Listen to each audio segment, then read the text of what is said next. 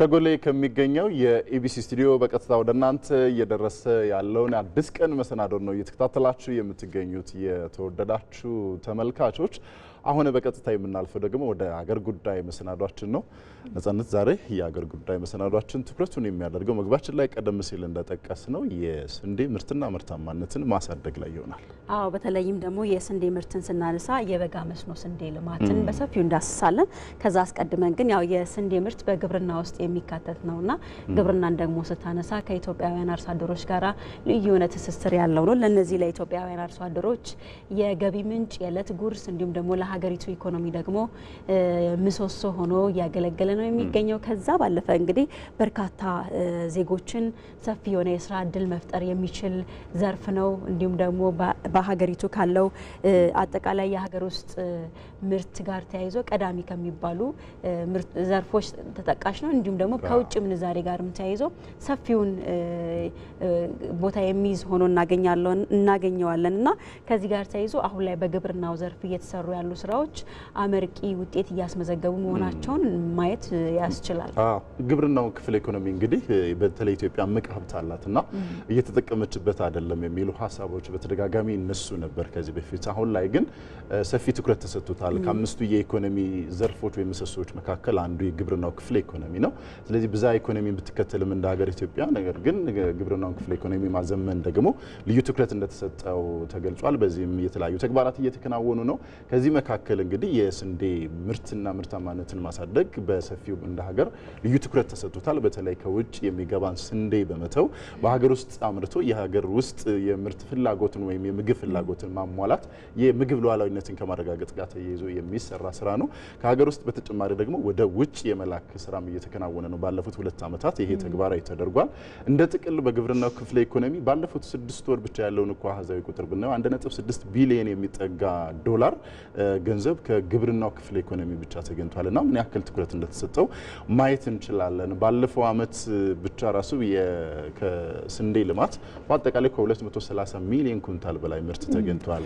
የግብርናው ዘርፍ አጠቃላይ ያለው በአመቱ ከመኸር እርሻ 605 በላይ ሚሊዮን ኩንታል ነው የተገኘው እና ምን ያክል ድርሻ እንዳለው መረዳት እንችላለን። አዎ የበጋ መስኖ ስንዴ ልማት ደግሞ አንዱ ነው ከዚህ ውስጥና ይህ የበጋ መስኖ ስንዴ ልማት እንግዲህ ከዚህ ቀደም በግብርናው ዘርፍ ይታዩ የነበሩ ችግሮችን በማስቀረት ሀገሪቱ ማግኘት ያለባትን ከስንዴ ምርት እንድታገኝ ያስቻለ ነው። ይሄም አንዱ ምንድነው ከዚህ ቀደም ኢትዮጵያውያን አርሶ አደሮች እንግዲህ ዝናብን ወይም የዝናብ ወቅትን ጠብቀው ነበር የሚያርሱት። ነገር ግን ይህ የበጋ መስኖ ስንዴ ልማት እንግዲህ ይህንን በማስቀረት እንዲሁም ደግሞ አርሶ አደሮቹ ዘመናዊ የሆነ የግብርና ቴክኖሎጂ በመጠቀም እንዲያርሱ በማድረግ የስንዴ ምርትና ምርታማነት እንዲጨምር አስችሏል። ከዚህ መነሻነት ጋር ተያይዞ የስንዴ ምርትና ምርታማነት ምን ለውጥ አመጣ ብለን ስንመለከት ቀደም ሲልም አንተ ያነሳው ነበረ። በተለይ በሀገር ውስጥ የምግብ ዋስትናን ከማረጋገጥ አልፎ ወደ ውጭ የመላክ ስራዎች ተጀምረዋል። ይህ ደግሞ ኢትዮጵያ አሁን ላይ ከአፍሪካ ቀዳሚዋ ሀገር እንድትሆንም አስችሏታል። ቀደም ሲል ባለፉት ቀናቶች እንግዲህ ጠቅላይ ሚኒስትር አብይ አህመድ በህዝብ ተወካዮች ምክር ቤት ተገኝተው በተለይም ከህዝብ ተወካዮች ምክር ቤት አባላት ለቀረቡላቸው ጥያቄዎች ምላሽና ማብራሪያ ሲሰጡ እንደነበር እናስታውሳለንና ይህን የበጋ መስኖ የስንዴ ልማት አንስተው ሰፊ የሆነ ማብራሪያ ሲሰጡ ነበርና ከዚህ ጋር ተያይዞ እንግዲህ በግብርና ምርት ብቻ የአነስተኛ አርሶ አደሮች የሰብል ሽፋን 20.5 ሚሊዮን ሄክታር መድረሱን አውስተዋልና ይህንንም ማንሳት እንችላለን። ከዚህ ጋር ተያይዞ በስንዴ ልማት ብቻ በመኸር ማለት ነው 4.2 ሚሊዮን ሄክታር እንዲሁም በበጋ መስኖ ልማት ደግሞ 3.7 ሚሊዮን ሄክታር መሬት በስንዴ መሸፈኑንም በማንሳት በዚህም አሁን ላይ ከ300 ሚሊዮን ኩንታል ያላነሰ ምርት ይሰበሰባል ተብሎ እንደሚጠበቅም ገልጸው ነበረ። በቀዳሚነት እንዲሁም ያነሱት ይሄ ደግሞ አሁን ላይ ኢትዮጵያን ከአፍሪካ ቀዳሚዋ የስንዴ አምራች ሀገር እንድትሆን አስችሏታል ብለዋልና አሁን የምናየው እንግዲህ ራስን ከምግብ ከመቻል ባለፈ ወደ ውጪ መላክ ላይ ሰፊ ስራዎች እየተሰራ ነውና ምን ያህል ውጤታማ እንደሆነን ማሳየት ይቻላል። እንግዲህ ዛሬ ኢቢሲ ይህንን ጉዳይ የሀገር ጉዳይ አድርጎት ሲመጣ ዘርፉ ምን ያክል ውጤት እየተመዘገበበት ነው፣ ከዚህ በተጨማሪ ደግሞ ዘርፉ ላይ ያሉ ትኩረት ሊሰጣቸው የሚገቡ ጉዳዮች ምንድናቸው የሚለውን እና ሁሉም አካላት ደግሞ የርብርብ ማዕከል እንዲያደርጉትና ትኩረት እንዲሰጡት በማሰብ ዛሬ የሀገር ጉዳይ አድርጎ ኢቲቪ ይዞት መጥቷል። በአዲስ ቀን ማለት ነው። በሰፊው እንመለከተዋለን። የተለያዩ ጥንቅሮች አሉን። እንግዶችንም ጋብዘን ደግሞ እዚህ ከግብርና ሚኒስቴርና ከሌሎችም ተቋማት ሰፊ መረጃዎችን የምናጋራ ነው የሚሆነው። ወደ ጥንቅሮች እንለፍ። አዎ የመጀመሪያው ጥንቅራችን እንግዲህ ወደ ማዕከላዊ ኢትዮጵያ ክልል ይወስደናል። ወደ ማዕከላዊ ኢትዮጵያ ክልል አምርተን ከመደበኛው በተለይም የመኸርና በልግ ወቅቶች በተጨማሪ የማምረት ተሞክሮ እየጨመረ መምጣቱን የክልሉ ግብርና ቢሮ አስታውቋል። ይህንን የምንመለከት ይሆናል። አዎ በመተግበር ላይ የሚገኘው የግብርና ገጠር ልማት ፖሊሲ ዘርፉን ለማዘመንም አስቻይ ሁኔታዎችን ይፈጥራል ነው የተባለው። ይህንን ጉዳይ ፍሬሕይወት ረታ በሰፊው ታጋራናለች። በማዕከላዊ ኢትዮጵያ ክልል የምስራቅ መስቃን ወረዳ ነዋሪ የሆነው አርሶ አደር ነጆ መሐመድ ከባለፈው ዓመት ጀምሮ የበጋ መስኖ ስንዴን ማምረት የጀመረ ሲሆን አበረታች ውጤት ማግኘቱን ይገልጻል። ከበጋ መስኖ ስንዴ ቢያንስ ከአንድ ጥማድ 15 ኩንታል በሄክታር እስከ 60 ማለት ነው 15 ኩንታል ይገኛል። ምርቱን ያው እንደምታዩት ነው፣ አያያዙም እንደምታዩት ነው። ዘንድሮ እንደውም ጠብቀው ከዛ በላይ ነው። የዘንድሮ ምርት በጣም አሪፍ ላይ ነው። አርሶ አደሩ በአመት 3 ጊዜ እያመረተ ተጠቃሚነቱን እየጨመረ መምጣቱንም ይናገራል። አንድ መሬት ቢያንስ በአመት 3 ጊዜ መጠቀም ይቻላል። በስርዓት ከሰራሽበት 3 ጊዜ ትጠቀሚበታለሽ። ያም ደግሞ የበጋ መስኖ ክረምት ላይ ለበቆሎ ለሌላ ነገር ቢውልም የበጋ መስኖ በደንብ መጠቀም ትችያለሽ። ቢያንስ በጥማዱ እስከ 15 ኩንታል። ዘንድሮ ግን ከዛም በላይ ነው የምጠብቀው፣ ምክንያቱም በጣም ምርት አለው። በማዕከላዊ ኢትዮጵያ ክልል ከመደበኛው የመኸርና በልግ ወቅቶች በተጨማሪ የማምረት ተሞክሮ እየጨመረ መምጣቱን የገለጸው የክልሉ ግብርና ቢሮ ምርትና ምርታማነትን ለማሳደግ ያለው አስተዋጽኦ አበረታች ነው ብሏል። ጸደያውን በዚህ ዓመት እኛ ከ35400 ሄክታር በላይ ማልማት ችለናል። ድሮ በአንድ ዞን 500-600 ሄክታር ነበር ሽምብራ ምን የሚለማው። አሁን ኦልሞስት ከክልላችን ከ70% በላይ አካባቢዎች ይሄንን በጸደይ ማምረት ጀምረናል። አምስተኛው አማራጭ ቅድመ በልግ ይባላል። ቅድመ በልግ አሁን ዝናብ ጠብ ሲያደርግ የአጭር ጊዜ እርጥበትን ተጠቅሞ በወቅቶሎ የሚደርሱ ሰብሎች ለምሳሌ ቦሎቄ፣ በቆሎ አምርተው በሸትነት ሽጠው አንደኛ ገቢ ማመንጨት፣ ሁለተኛ የመሬትም የጉልበትም የጊዜም ምርታማነት ማሳደግ። እንግዲህ 5 ወቅቶች ማምረት ተጀምሯል። ግን ይሄ ሁሉም ጋር ደርሷል አይደለም። ገና ሁሉ ጋር ለማድረስ ይሄ ፖሊሲ ሁሉም ጋር ማሱ ባለቤት እንዲሆን ያስችለናል። ለኛ ትልቅ አቅም ሆነናል። በመተግበር ላይ የሚገኘው የግብርናና የገጠር ልማት ፖሊሲ የግብርናውን ዘርፍ ለማዘመንና ምርታማነትን ለማሳደግ አስቻይ ሁኔታዎችንም ይፈጥራል ተብሏል። አሁን የምንከተለው ደግሞ ፖሊሲ አቅጣጫ ብዝሃ ዘርፍ ኢኮኖሚ ነው። ስለዚህ ብዝሃ ዘርፍ ኢኮኖሚው ግብርናው እያደገ ሌሎች ዘርፎች ኢኮኖሚ ዘርፎች እድገት ግብርናው የራሱን አሻራ እያኖረ ከነኚህ ዘርፎች ጋር እየተመጋገበ እንዲሄድ ይሄ ፖሊሲ አስቻይ ሁኔታ ይፈጥራል። ለምሳሌ አንደኛ አነስተኛ አርሶ አደሩ ተወዳዳሪ ምርት ማምረት እንዲችል፣ ተወዳዳሪ ምርት ስንል ኢምፖርትን የሚተካ ኤክስፖርትን የሚያሳድግ ደረጃውን የጠበቀ ስታንዳርዳይዝ የሆነ ምርት ማምረት እንዲችል ለአነስተኛ አርሶ አደሩ አጋዥ አቅም ይሆናል። በክልሉ በስፋት እየተሰራበት የሚገኘው የበጋ መስኖ ልማት ወደ ሌሎች የሰብል አይነቶችም ለማስፋፋት እየተሰራ መሆኑም ተገልጿል። እንቀጥላለን። የግብርናው ዘርፍ ባለፉት 8 ወራት ተስፋ ሰጪ ውጤት ማስመዝገቡን ጠቅላይ ሚኒስትር አብይ አህመድ ገልጸዋል። በተለይም በተያያዘው ዓመት በኢትዮጵያ ከ7.7 ሚሊዮን ሄክታር ያላነሰ መሬት በስንዴ ሰብል የተሸፈነ ሲሆን ከዚህም ደግሞ ከ300 ሚሊዮን ኩንታል ያላነሰ ምርት እንደሚጠበቅም ነው የተገለጸው። ሰይፉ ገብረ ጻዲቅ ይህንን ጉዳይ ተመልክቶታል። በኢትዮጵያ መንግስት ከፍተኛ ትኩረት ከተሰጣቸው 5 ዋና ዋና ዘርፎች አንደኛው ግብርና ነው።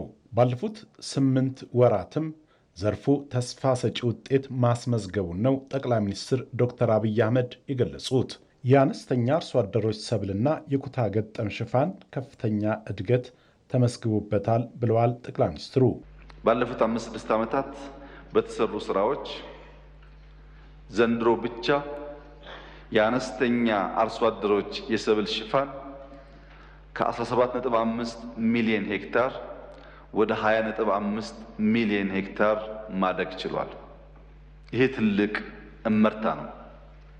ኩታ ገጠም የሚል እንቅስቃሴ መጀመራችን በግልጽ የሚታወስ ሲሆን እስከ ባለፈው ዓመት ድረስ 8.7 ሚሊዮን ሄክታር መሬት በኩታ ገጠም የተሸፈነ ቢሆንም ዘንድሮ ወደ 11.8 ሚሊዮን ሄክታር ማደግ ችሏል። የመሬት ሽፋን ብቻ ሳይሆን ኩታ ገጠምም በከፍተኛ ደረጃ እመርታ አሳይቷል። በተያዘው ዓመት በኢትዮጵያ ከ7.7 ሚሊዮን ሄክታር ያላነሰ መሬት በስንዴ ሰብል የተሸፈነ ሲሆን ከዚህም ከ300 ሚሊዮን ኩንታል ያላነሰ ምርት ይጠበቃል። ይህ ልማትም ኢትዮጵያን ከአፍሪካ ከፍተኛ ስንዴ አምራች ሀገር አድርጓታል። ይህን ሴክተሩን ለሚያውቁ ሰዎች ስንዴ ከውጭ ማስገባት የለባትም ኢትዮጵያ ማምረት አለባት ብሎ ለወሰኑ ሰዎች እንደ ተአምር ሊወሰድ ይችላል። ዛሬ ኢትዮጵያ በአፍሪካ ከፍተኛው ስንዴ አምራች ሀገር አድርጓታል። ይሄ ጉዳይ የሚያማቸው፣ የሚያቀረሻቸው፣ የሚያቃጥላቸው ሰዎች ያሉ ቢሆንም እውነታው ይሄ ነውና መዋጥ ይኖርበታል። በአፍሪካ አንደኛዋ ስንዴ አምራች ኢትዮጵያ ናት። ዛሬ በመስኖ ልማት ላይ የተከናወነው ተግባር አበረታች ቢሆንም ያላትን አቅም በተገቢ ሁኔታ ለመጠቀም ተጨማሪ ጥረትን ይጠይቃል ብለዋል ጠቅላይ ሚኒስትሩ። በርካታ ግድቦች ተገንብተው ካናል ተዘርግቶ በኢሪጌሽን ከዚህ ቀደም በሴፍቲኔት የምናውቃቸው አካባቢዎች ጭምር ምርት እያመረቱ ይገኛል። ግን መስኖ ላይ የሚሰራው ስራ ቀደም ሲል ለተነሳው ተጨማሪ ጥረት፣ ተጨማሪ የፕሮጀክት አፈጻጸም እድገት ይጠይቃል። መሬት ማስፋት፣ አሁንም ኢትዮጵያ ከዚህ በላይ መሬት ለማስፋት እድል አላት። ያልታረሱ ቦታዎች በስፋት ስላሉ እነዚያን ማስፋት ያስፈልጋል። አሲዳማ መሬቶችን ማከም፣ በኖራ ማከምና መልሰው ምርት እንዲሰጡ ማድረግ ያስፈልጋል። ማሽነሪ መጠቀም በሚቻልባቸው አካባቢዎች ማሽነሪ ማስፋት ያስፈልጋል። በዚህ ዓመት ከ500 በላይ ለእርሻ ስራ የሚውሉ ማሽነሪዎች ከቀረጥ ነፃ እንዲገቡ ተደርጓል። በሩዝ በቅባት እህሎችና በሌማት ትሩፋት የተጀመሩ ስራዎችም ተስፋ ሰጪ ናቸው ብለዋል።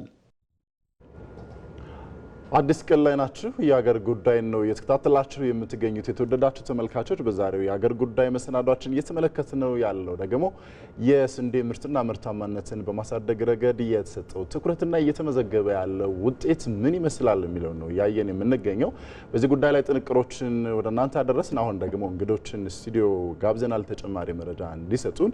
የመጀመሪያው እንግዳችን ዶክተር መለስ መኮንን ናቸው። የግብርና ሚኒስቴር ሚኒስትር ዴኤታ ናቸው።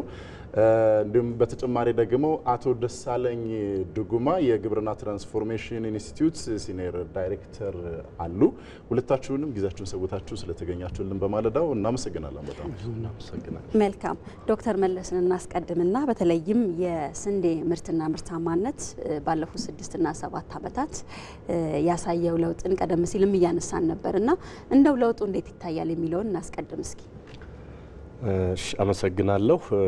የስንዴ አጠቃላይ ምርትን ስንጀምር በመጀመሪያ ደረጃ መነሻ ሀሳብ ተደርጎ የተወሰዱና ምን ለማግኘት ወይም ምን ላይ ለመድረስ ታሳቢ ተደርጎ እንደተጀመረ ማንሳት ፈልጋለሁ። ቀደም ብሎ ከ6 ዓመት በፊት በነበረ ሁኔታ ሀገራችን ክረምት ከበጋ መታረስ የሚችል ሰፊ ለስንዴ ምቹ የሆነ ሰፊ መሬት እያላት እንደዚሁም ለግብርና ምርት በጣም ጠቃሚ የሆነ የከርሰ ምድርና የገጸ ምድር ውሃ በበቂ ሁኔታ እያለን ከዛም አልፎ ከሌሎች ዓለማት ለየት የሚያደርገን 12 ወር ሙሉ ወይንም አመቱን ሙሉ ማምረት የሚያስችል በጣም ጠቃሚ የምርት ወቅቶች ያሉባት ሀገር ሆና ለረጅም ጊዜም ደግሞ የግብርና ስራን የተለማመደ ታታሪ ሰለቸ ደከመኝ የማይል አርሶ አደር ይዘን በዚህ ሁኔታ ከ1 ቢሊዮን ዩኤስዲ ያላነሰ በየአመቱ ሀገራችን ስንዴን ከውጭ ለማስገባት ይሄን ያህል ዶላር እያወጣች ስንዴ ከውጭ እናስገባ ነበር። ስለዚህ እነዚህን ምቹ ሁኔታዎች ይዘን እንደገና ደግሞ በየጊዜው እያደገ የመጣውን የህዝባችንን ቁጥር ይዘን አማራጫችን 2 ነው። አንድም አሁንም እጅና እግራችንን አጣጥፈን ቁጭ ብለን ከውጭ የሚሰፈርልን ወይም ከውጭ ብዙ በርካታ የውጭ ምንዛሬን በማዋል ከውጭ ስንዴ እያስገቡ መኖር ነው። ወይም ደግሞ እነዚህን ጸጋዎቻችን በላቀ ሁኔታ አልምቶ ህዝባችንን ከተረጅነት ማዳንና ሉዓላዊነትን በተለይ የምግብ ሉዓላዊነትን ማረጋገጥ አማራጫችን 2 ነው። ስለዚህ ማንም ጤናማ አእምሮ ያለው ሰው ይሄን የመሰሉ ጸጋዎች እያሉን ይሄን የመሰለ ልምድ እያለን የተሳሳተውን ምርጫ ይመርጣል ተብሎ አይታሰብም። በዚህ ምክንያት እንደ ሀገር የሀገር በቀል የኢኮኖሚክ ሪፎርም ሲካሄድ 5 ዋና ዋና ሴክተሮች መካከል አንዱ የግብርና ሴክተር ነው። የግብርና ሴክተር ደግሞ ለኢኮኖሚ ለኑሮ ሁኔታችን አጠቃላይ መሰረታዊ የሆነ የኢኮኖሚ ሴክተር ነው። ይሄ ትርጉም ተሰጥቶት የተጀመረ ነው። ይሄን ስናደርግ ይሄም የሀገር በቀል ኢኮኖሚ ማሻሻያውን ታሳቢ በማድረግ የ10 ዓመት ስትራቴጂ ፕላን አውጥተናል። በዚህ የ10 ዓመት ስትራቴጂክ ፕላን ውስጥ አንዱ የያዝነው የስንዴ ልማትን እውን ማድረግ ነው። በተለይ ደግሞ ስንዴና ሌሎች የተወሰኑ ሰብሎችን ከመደበኛው ከተለመደው አሰራር በመውጣት ፎከስድ ሆነን በልዩ ሁኔታ ትኩረት አድርገን መስራት ካለብንና በስንዴ ራሳችንን መቻል አለብን በሚል ሀሳብ የተጀመረ ነው። እንግዲህ ላለፉት 6 ዓመታት ሰርተናል። በተለይ በመኸር ወቅት ብቻ ነበር ስንዴን የምናመርት የነበረው። በመኸር ወቅት ደግሞ በተወሰኑ አካባቢዎች ነው ስናለማ የነበረው። 2011 ዓመተ ምህረት ለምሳሌ ላይ የነበረውን ብንወስድ 1.75 ሚሊዮን ሄክታር ነው መሸፈን የቻልነው። ይሄም ከ48.8 ሚሊዮን ኩንታል ያልበለጠ ምርት ነበር እናመርት የነበረውና ከአጠቃላይ ከህዝባችን ከሚያስፈልገው ፍጆታ ጋር ሲያያዝ ከፍተኛ የሆነ ጉድለት የነበረበትና ይሄንን ጉድለት ከውጭ ስንዴ በማስገባት የምንሞላበት እንደነበረ የሚታወቅ ነው። ከዛ ጊዜ ጀምሮ ግን በኦፍ ሲዝን ወይንም በበጋ ወቅት ስንዴን በማምረት ውሃችንን በመጠቀም ስንዴን በማምረት እነዚህን ጉድለቶቻችን መሙላት አለብን በሚል በ2011 በ3500 ሄክታር ላይ በበጋ ስንዴ ማልማት ስራ ተጀምሯል ማለት ነው። አሁን ምን ውጤት እየተመዘገበ ነው ማለት እንችላለን? አሁን ላይ ከቀደም ሲል ከነበረውና አሁን ላይ ያለው እድገት ምንድነው የሚመስለው? በጣም ጥሩ። እንግዲህ ስንዴን እውን ማድረግ አለብን ስንል 4 ወሳኝ ነገሮችን ወይንም ምሰሶዎች እንዳሉት ለይተን ነው የጀመርነው። 3ቱ ከዝናብ ወቅት ጋር የተያያዙ ናቸው። ለምሳሌ አንዱ በመኸር የምናመርተውን የስንዴ ምርት በሄክታር የምናገኘውን ማብዛት እንዲሁም ደግሞ የምናመርተውን ሄክታር መጠን መጨመር አንዱ ነው።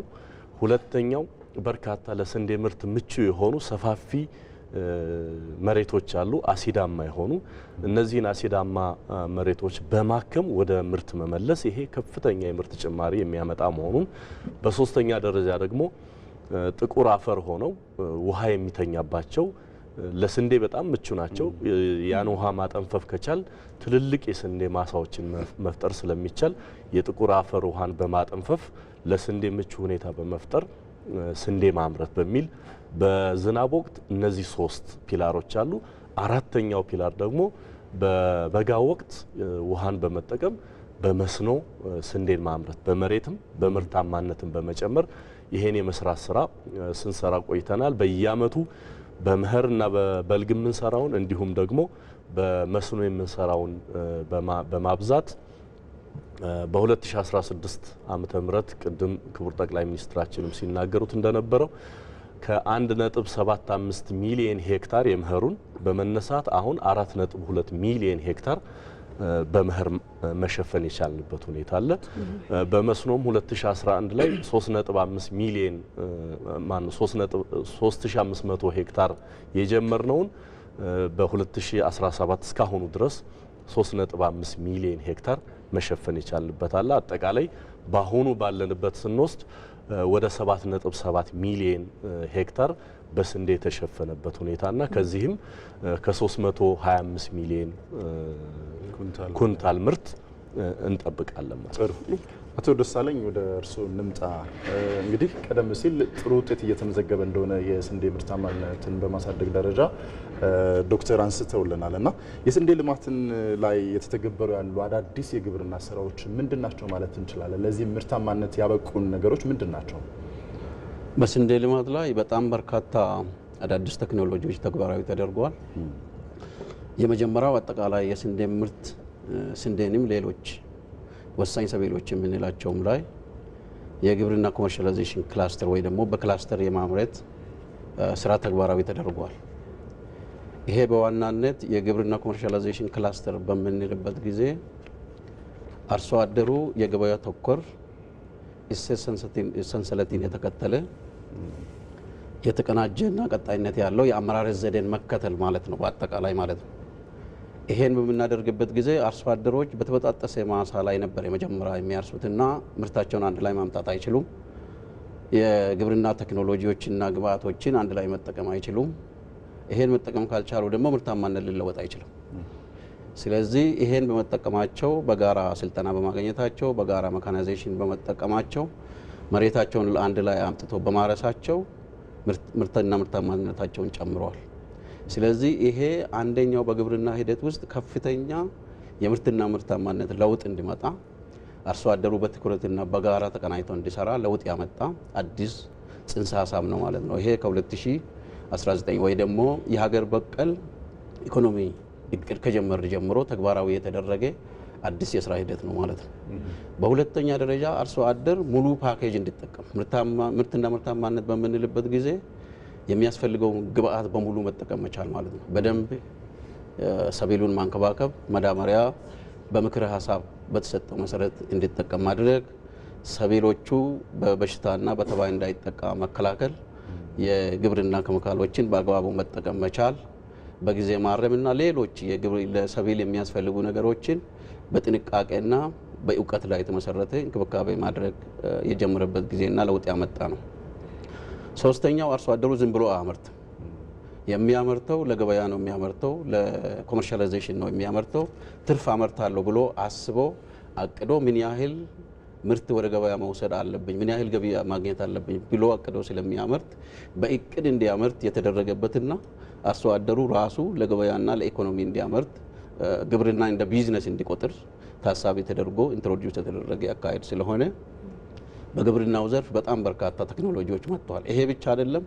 አርሶ አደሩ አንዳንድ ጊዜ የግብአት እጥረቶች ይኖራሉ። የዘር እጥረት አለ። ራሱ ዘር እንዲያመርት፣ በማህበራት እንዲያመርት፣ በግለሰብ ደረጃ እንዲያመርት፣ በፋርመርስ በፕሮዳክሽን ክላስተር ወይ ደግሞ በክላስተር ራሱ አምርቶ ራሱን እንዲችልና ግብአቱን በራሱ የሚያመርትበትና የግብአት እጥረትን የሚሸፍንበትን ስልት የተቀመጠበት አዲስ የግብርና ሂደት አለ ማለት ነው። በርካታ መጥቀስ እንችላለን። መልካም፣ ወደ ዶክተር መለስ እንምጣና በተለይም የስንዴ ልማትና ሌሎች ደግሞ ኢኒሼቲቮች አሉ በትግበራ ላይ የዋሉና እነዚህ በትግበራ ላይ ያሉ የግብርናው ዘርፍ ላይ ያመጣው መነቃቃት እንዲሁም ደግሞ የምግብ ሉዓላዊነትን ለማረጋገጥ ለሚደረገው ጥረት ያለው አስተዋጽኦ እንዴት ይገለጻል? እንግዲህ ግብርናን ለማሳደግና ያሉንን ጸጋዎች በትክክል ተጠቅመን በዘርፉ የሚጠበቀውን ለውጥ ለማምጣት በመደበኛነት የምንሰራቸው ስራዎች አሉ። ከዛ ውጭ ደግሞ በልዩ ኢኒሼቲቭነት ደግሞ የምንሰራቸው አሉ። ለምሳሌ ለዘመናት የደን ስንተክል ቆይተናል። ችግኞችን ተክለን የደን ልማት ስንሰራ ቆይተናል። ነገር ግን ባለፉት 6-7 ዓመታት ደግሞ የግሪን ሌጋሲ ኢኒሼቲቭ በማለት በልዩ ትኩረት በመሰራቱ ግሪን ሌጋሲ ላይ የመጣውን ለውጥ ሁላችንም የምናውቀው ነው። በተመሳሳይ ስንዴም ላይ እንደዚሁ በልዩ ኢኒሼቲቭነት ወስደን የስንዴ ልማትን በልዩ ትኩረት በመስራታችን በየአመቱ እየመጣ ያለውን ለውጥ ሁላችንም እያየነው ያለንበት ሁኔታ ነው ያለው።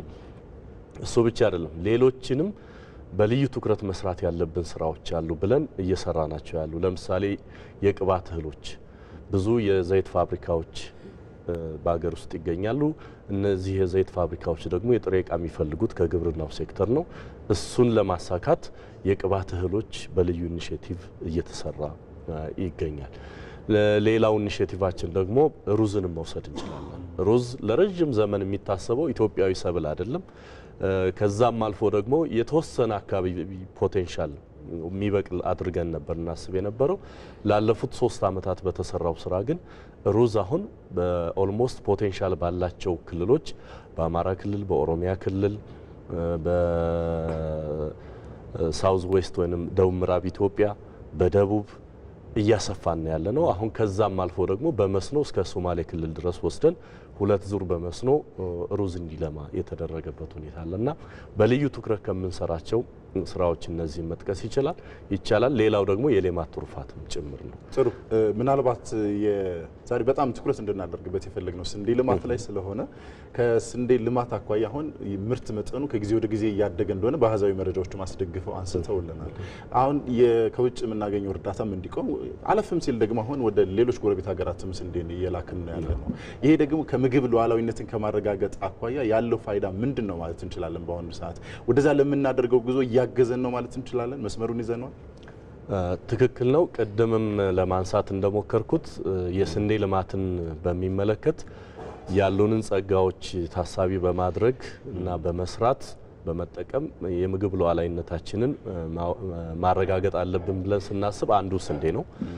ስንዴ ከውጭ ኢምፖርት የምናደርግነን፣ ስንዴ ለቀለብ የሚሰፈርልን ሀገር ነን። ስማችንን በዛ ልክ የተያዘበት ሁኔታ ነበርና ይሄንን በ2014 ወይም በፈረንጆቹ 2022 በስንዴ ራሳችንን መቻል አለብን ወይንም የስንዴ ሰልፍ ሰፊሸንሲን እውን ማድረግ መቻል አለብን፣ ከውጭ የምናስገባውንም ማስቀረት አለብን በሚል ሀሳብ ነው የተጀመረው። እንግዲህ ብዙ ምሁራን ተመራምረውበት የግብርና ትራንስፎርሜሽን ኢንስቲትዩት ባለሙያዎችም ጭምር ተሳትፈውበት በመደበኛ ስራ ብንሄድ ኖሮ በ2030 የሀገር የስንዴ ፍጆታን ማሳካት የምንችለው ያኔ እንደሆነ ያሳያል። በመደበኛ ስራ እሱም ማለት ወደ 8.2 ሜትሪክ ቶን ወይንም ደግሞ ወደ 82 ሚሊዮን ኩንታል ፍጆታ ነው ያለን እንደ ሀገር። ይሄን ማሳካት የምንችለው በ2030 እንደሆነ ነው ታሳቢ ተደርጎ የተቀመጠው። ነገር ግን ይሄን ኢኒሼቲቭ በመጀመራችን በ2014 ወይም በፈረንጆቹ 2022 ላይ የስንዴ ፍላጎታችንን ማሳካት የቻልንበትና ከዛም በላይ ያመረትንበት አመት እንደሆነ ማየት ችለናል። ስለዚህ ከመንግስት ትሬዠሪ ወጥቶ ስንዴ ይገዛበት የነበረ 1 ቢሊዮን ብር ማስቀረት የጀመርንበት ይሄ ነው። ይሄ ትልቅ እምርታ ነው ያለው። አንድም በኢኮኖሚ ያለው ፋይዳ፣ በውጭ ግን ምንዛሬ መቆጠብን ማስቀረትን ያለው ፋይዳ እንዳለ ሆኖ በተለይ ደግሞ የዩክሬንና የራሻ ጦርነት እንዲሁም ደግሞ የኮቪድ ጊዜ በነበረበት ሰዓት ስንዴን በራሳችን በማምረታችን የሰሜን አፍሪካ ሀገራት በብዙ ዜናዎችም ሲነገር ነበር ኢሚዲየትሊ ሾክ ውስጥ ሲገቡ ወይንም መቸገር ላይ ሲገቡ፣ ኢትዮጵያ ግን ስንዴን በማምረት ራሷን የቻለችበትና እንዲያውም በ2015 ደግሞ ወይንም በፈረንጆቹ 2023 ላይ ወደ ውጭ ኤክስፖርት ማድረግን ኤክሰርሳይዝ ማድረግ የቻልንበት እና ይሄ ለሀገር ኩራትም ለሉዓላዊነትም እጅግ ትልቅ ምርታ ያለው ነው ብለን እናስባለን። ወደ አቶ ደሳለኝ እንምጣና በተለይም በስንዴ ልማት ላይ በግልና በማህበር የተሻሻለ ዝርያ ማባዛትና ማሳደግ ላይ ያለው ተሞክሮ ምን ይመስላል የሚለውን ሀሳብ ያጋሩን እስኪ። ምርጥ ዘር በምንልበት ጊዜ ምርትና ምርታማነትን ለመጨመር ምርጥ ዘር በጣም ወሳኝ ነው። አንዱ ትልቁ በግብርና ውስጥ ምርትና ምርታማነትን የሚጨምረው ትልቁን ድርሻ ያለው ምርጥ ዘር ነው። ስለዚህ ለምሳሌ የግብርና ትራንስፎርሜሽን ኢንስቲትዩት እንደ ሀገር ከ19 በላይ የሚሆኑ በማህበራት የተደራጁ ዩኒየኖችን በዘር እንዲያመርቱ ድጋፍ ያደርጋል። ይሄ ብቻ ሳይሆን ዘር ራሳቸው አምርቶ ራሳቸው አጣርቶ ራሳቸው ፓክ አድርጎ እንዲሸጡ በዛ ደረጃ ላይ እንዲደርሱ ድጋፍ አድርጎላቸዋል። በአሁኑ ጊዜ ከ15 እስከ 17% በሀገር ደረጃ የሚቀርበውን የዘር ሽፋን እነኚህ ናቸው የሚሸፍኑት። በሀገር ደረጃ ያለው 17% የዘር ሽፋን መሸፈን ማለት ቀላል አይደለም። ይሄ በ19 ዩኒየኖች የተደረገ የዘር ምርት ውስጥ በመግባት ያመጡት ለውጥ ነው። በየግለሰቡና በየክላስተሩ ደግሞ አርሶ አደሮች ለራሳቸው ያመርታሉ። በግለሰብ ደረጃ የሚያመርቱት ፍቃድ ተሰጥቷቸው የሚሰሩ በጣም በርካታ ናቸው። ስለዚህ ይሄ በስንዴ ምርትም በሌሎች ሰብሎችም ከፍተኛ ለውጥ አምጥተዋል ማለት ነው። ይህ ማለት በአጠቃላይ ስናጠቃልለው ከዚህም በፊት በተለይ ከ2019 ከፈረንጆቹ አቆጣጠር ምርጥ ዘር የሚጠቀመው የአርሶ አደር ቁጥር በመቶኛ ከ55% በታች ነበር። ዛሬ ግን ወደ 87% በላይ ሙሉ አርሶ አደሮቻችን የምርጥ ዘር አክሰስ አግኝቷል ማለት ነው። ጥሩ አዳዲስ ቴክኖሎጂዎችን ለመተግበር ጥረት እየተደረገ እንደሆነ ይሄም ለምርቱ እድገቱ ጥሩ ውጤትም እገዛም እያደረገ እንደሆነ አንስተውልናልና በቀጣይ ምርትና ምርታማነቱ የበለጠ እንዲያድግ ይፈልጋልና የግብርና ትራንስፎርሜሽን ኢንስቲትዩቱ ምንድነው በአዲስ መልኩ እነዚህን ይዤ እመጣለሁ ብሎ አቅዶ እየሰራቸው ያሉ ነገሮች ወደፊት? የግብርና ትራንስፎርሜሽን ኢንስቲትዩት በዋናነት የሚሰራቸው አራት የትኩረት አቅጣጫዎች ላይ አተኩሮ ነው የሚሰራ። በምንሰራበት ጊዜ ሁሌ እንቅፋቶች ይኖራሉ፣ ቦትልኔክስ ይኖራሉ ማለት ነው። ኢመርጅ የሚያደርጉት ባደግንም ቁጥር መጀመሪያም በግብርና ሴክተር ውስጥ ሊኖሩ የሚችሉ ችግሮችን የመለየት የማጥናትና የመፍትሄ ሀሳብ ማስቀመጥ ነው የመጀመሪያው ስራ ማለት ነው። ይሄን በቀጣይነት ለሚቀጥለውም ይሰራል። ምክንያቱም አዲስ እድገት ስናመጣ አዲስ ችግሮችም ኢመርጅ ሊያደርጉ ስለሚችሉ ማለት ነው። ሁለተኛው በግብርና የምንሰራው አዳዲስ ፕሮጀክቶችን እንቀርጻለን ለግብርና ችግሩ መፍትሄ ሊሆኑ የሚችሉ ያን ደግሞ በፓይሌት እናሳያለን። በፓይሌት ካሳየን በኋላ የግብርና ሚኒስቴር ሌሎች ሴክተሮችም ይዞት እንዲሄዱ እኛ በትንሹ ስናሳይ ግብርና ቢሮና ግብርና ሚኒስቴር ደግሞ ተቀብሎ የሚያሰፋበት በጋራ ፓይሌት እናደርጋለን። ከዛ እያሰፉ እንዲሄዱ ለምሳሌ የግብርና ክላስተሪን እንደዛ ነው ያደረግነው ማለት ነው። በቂ ነው ማለት እንችላለን። አሁን ላይ እየተሰሩ ያሉ ስራዎች አሁን ባለው በደረስንበት ደረጃ በጣም በርካታና መልካም ስራዎች ተሰርተዋል። ግን አሁንም በቀጣይነት ሌሎች ስራዎች ለምሳሌ መካናይዜሽን ከቨሬጃችን ገና ነው። ለምሳሌ እሱ መንግስት እርምጃ ስለወሰደ በጣም ሰፍቷል። አሁን ብዙ አርሶ አደሮች በመካናይዜሽን መጠቀም ጀምረዋል። የሚጠቀሙትን መካናይዜሽን ከትራክተር ከኮምባይነርም ያለፈ ዳይቨርሲፋይ ማድረግም ጭምር ያስፈልጋል። ለእያንዳንዱ አርሶ አደር ለእያንዳንዱ አገሮች ኢኮሎጂ ምቹ የሚሆኑ ቴክኖሎጂዎችን ማምጣት በሂደት ያስፈልጋል። እነዛ ላይ በትኩረት እንሰራለን። መካናይዜሽን ላይ በትኩረት ይሰራል ማለት ነው። ሁለተኛ የመስኖ ውሃን ቆጥቦ መጠቀም።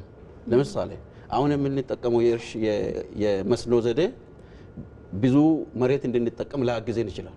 ስለዚህ ዌተር ኤፊሽንት ቴክኖሎጂ የሚባሉትን የማስፋት ስራ ላይ እንሰራለን። ይሄ ምንድነው የሚጠቅመው? ያለው የውሃ ሀብት ሰፋ ያለ መሬትን ከቨር እንዲያደርግ ያግዘናል። ያለ ውሃ ደግሞ ልማት ልናመጣ ስለማንችል ማለት ነው። የግብርና ግብአቶች አቀራረብን የግብርና ግብአት ቴክኖሎጂዎችን የማስፋት እና በሰፊው እንዲጠቀሙ በተሰጠው ምክር ሀሳብ መሰረት እንዲጠቀሙ ስልጠና መስጠት፣ የአርሶ አደሩን አስተሳሰብ መቀየር ላይ በሰፊው በትኩረት ይሰጣል። የግብርና ኢንፍራስትራክቸሮች ደግሞ በተለይ ደግሞ የዲጂታል አግሪካልቸር አሁን በሁሉም ነገር በአካል መድረስ አይቻልም በአሁኑ ዘመን ማለት ነው። ስለዚህ የዲጂታል የገበያ ኢንፎርሜሽን የሚያገኙበት የዲጂታል የአግሮኖሚ መረጃ አድቫይዘሪ የሚያገኙበት ስራዎች ላይ እንሰራለን። ስለዚህ የግብርና ትራንስፎርሜሽን የዲጂታል አግሪካልቸር ሮድ ማፒን ዴቨሎፕ አድርጓል በአሁኑ ጊዜ ማለት ነው። አዲስ የግብርና ፖሊሲም ዴቨሎፕ ተደርጓል። እዛ ውስጥ በርካታ አዲስ ነገሮች አሉ የተካተቱ ማለት ነው። ከግል ባለሀብቱ ኢንቮልቭመንት ጀምሮ የአርሶ አደሩንም ህይወት ሊቀይሩ የሚችሉ አዳዲስ የፖሊሲ ሀሳቦች አሉ። እነሱን ተግባራዊ እናደርጋለን ማለት ነው። ጥሩ እንግዶቻችን ስቱዲዮ መጣችሁ ለሰጣችሁ መረጃ እናመሰግናለን። ዶክተር መለስ መኮንን የግብርና ሚኒስቴር ሚኒስትር ዴኤታ እንዲሁም አቶ ደሳለኝ ድጉማ የግብርና ትራንስፎርሜሽን ኢንስቲትዩት ሲኒየር ዳይሬክተር ጊዜያችሁን ሰውታችሁ ስለመጣችሁና መረጃዎችን በሰፊው ስላጋራችሁን እናመሰግናለን። መልካም ቀን።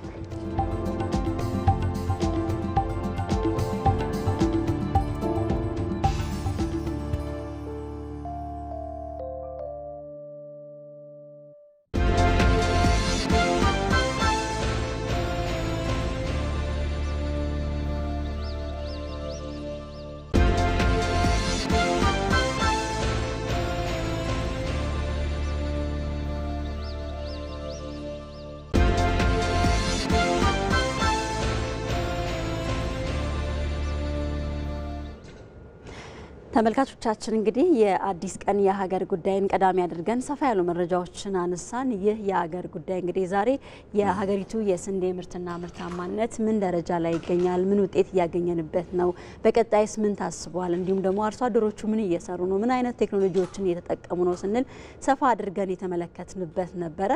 ይህ ጉዳያችን እንግዲህ በዚህ በአዲስ ቀን ብቻ የሚቀር አይደለም።